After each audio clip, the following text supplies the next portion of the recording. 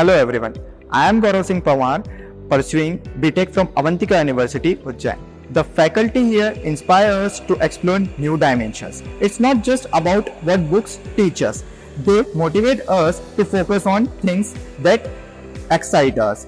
With the guidance of the faculties, I developed a project on object sorter system using conveyor belt, servo motor, a sensor, some actuators and a speed controller which basically control the speed of the conveyor system. So here basically what happens, when an object comes in front of the sensor, it sends the object whether it is defective or not. So when the sensor sends the object, if it is defective, it will go into the front of the box.